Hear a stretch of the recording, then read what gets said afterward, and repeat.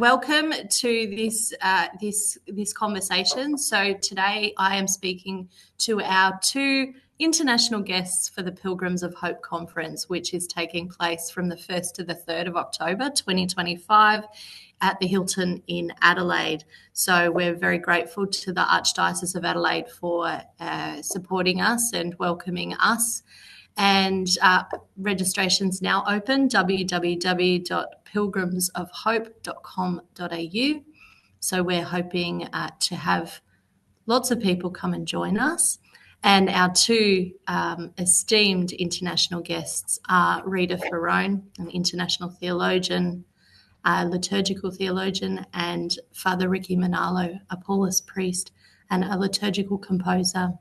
So, and obviously they're going to tell us a little bit more about themselves as we go along. So Rita seems to be frozen. Are you frozen at the moment? Not that I can see. I see myself. Okay. No, that's okay. You just have a lovely smile on your face that seemed to have just fixed itself there.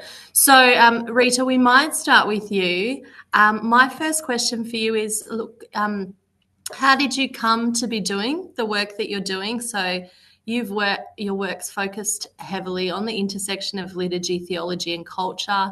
How did you come to be doing, I suppose, this work that you've been doing throughout your life?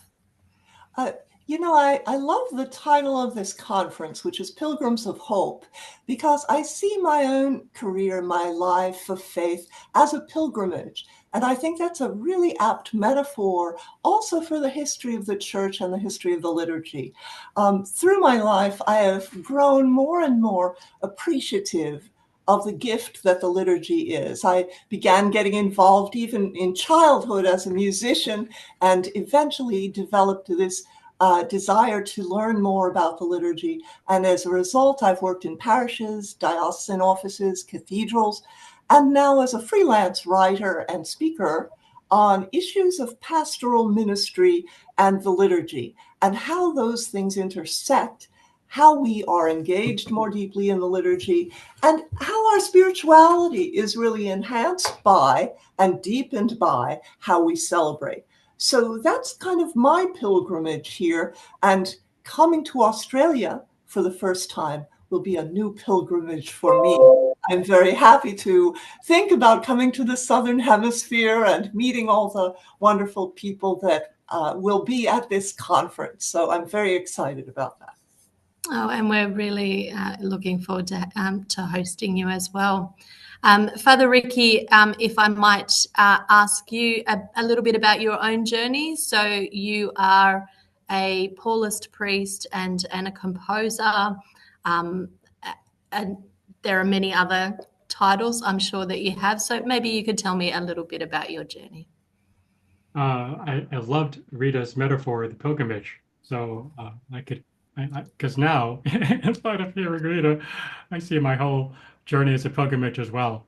It, I'd say, began really with my own Filipino American upbringing, which focused on such a devotional, so many devotional practices per se, and I think that's where my vocation to eventually seek or enter the priesthood came, that whole area. And then connected to that, Filipinos are very much have a passion for music per se. So we were always it was always a very musical household with 6 children running around and my father blasting out the stereo per se. Anyway, that eventually led me to enter religious life, first joining the Franciscans and then eventually the Paulists. And throughout that whole pilgrimage, I was always interrelating my theological studies with my musical background. I studied music in the New York Conservatory, and my passion for responding to the signs of the times. And as a result, I kind of see all of those kind of intersecting and informing one another. Fantastic. And look, I might extend this question to both of you. The current moment in the church sees us perhaps, there are lots of different expressions of liturgy and music in the church. What do you think are some really important things for us to keep in mind in both our liturgies and in our musical worship? And what do you think are some of the ways in which we can use both liturgy and music in, I suppose, evangelization? It's probably a loaded, tricky question. It's a bit out of left field. It's not one that I sent in advance. So if you'd prefer to return to the prepared questions, I'm happy to do that.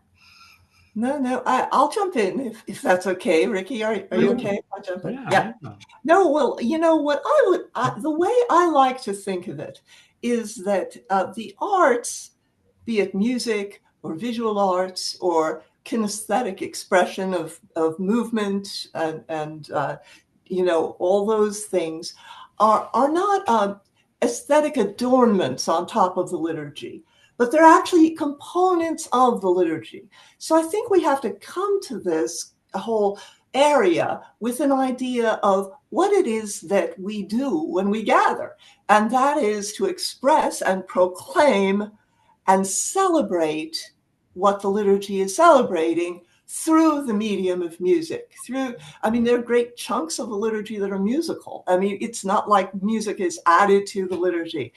It is musical, and sometimes you can do it without music, but that's abnormal. I mean, the norm is to do it musically.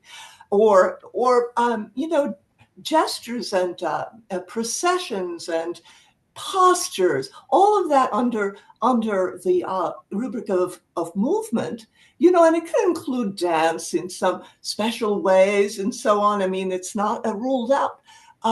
And certainly some cultures, dance is integral to being together, such as in the rite of Congo.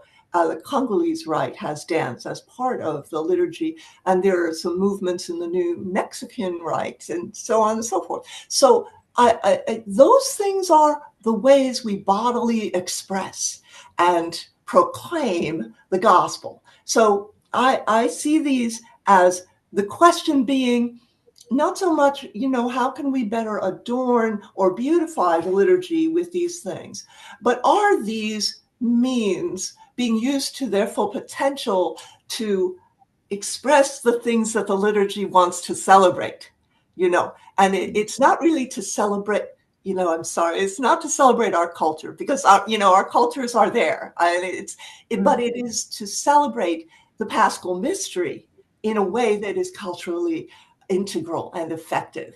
So, that's how I view it. And I think it's critical that we value these things not as add-ons, but as part of the architecture of the celebration itself. I like that. Answer too. No, I was gonna dovetail on that as well. I remember someone, or maybe I read it once, that we don't really sing during the liturgy, but we sing the liturgy itself, as if music is embedded in the very act of worship.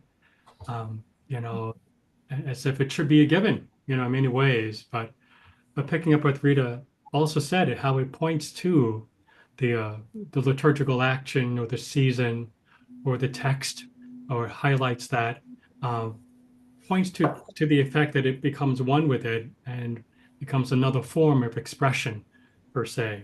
So music in itself is not really like an end into itself, per se, but and it might be getting to what you were asking about. Somehow there's a delicate balance of how we bring that expression in this perspective, music, but balancing that with all the other art forms, all the other ritual gestures, everything that the official documents say as well, and the cultural context, and all of those things, including the pastoral response. Is it making sense for this particular church?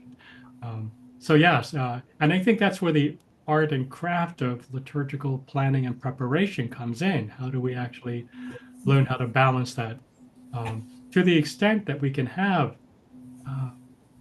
form committees or groups, that it's not just one person who can, in any given worship community, who comes up with these answers, but reaches out and learns and learns about the gifts that we could all share to continue beautiful sacred tradition that we've been doing for 2,000 years or more. Absolutely.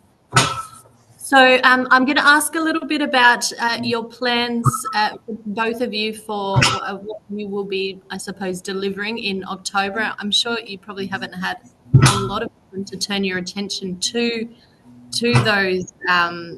those keynotes that you'll be doing. But what are some of the things that you think are really important to focus on in the context of liturgy and music at this current moment in the church? I wasn't sure whether you're asking, is that connected to what I will actually be presenting when I'm in Yeah, Adelaide? I think so. So Yeah. what are you? What are some of the Oh, things that you think are really important for us to have in mind, oh, particularly maybe as the Australian church, as oh, distinct from the US church? What do you think is important for us? I suppose, given that we are in this Jubilee year and we're yeah. on this pilgrimage of hope, and we do have hope, I think, and we Yeah, do have. yes. But what are some of the ways that we might express that in our liturgical or musical moments, I suppose? Well, I mean, maybe if I may begin, Rita, Please. I'm just looking at my looking at my actual title and topics that I'll be talking about, which Mm. corresponds to your question, Beth, because I kind of wrote these descriptions down and with that in mind, how Yeah. much we respond.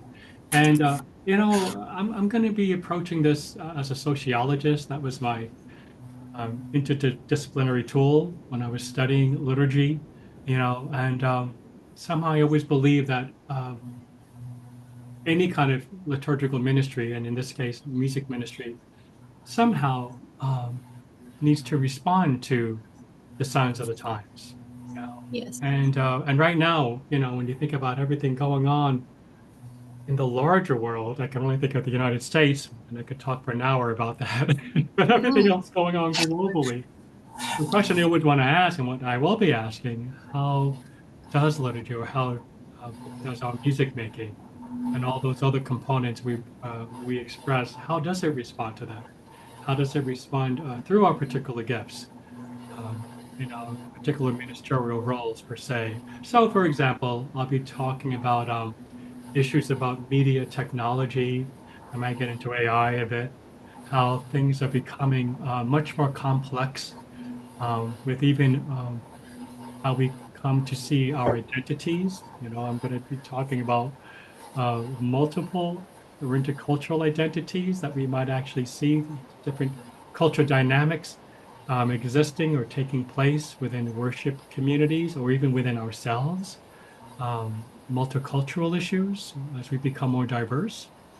Those areas, that's what I want to, Mm.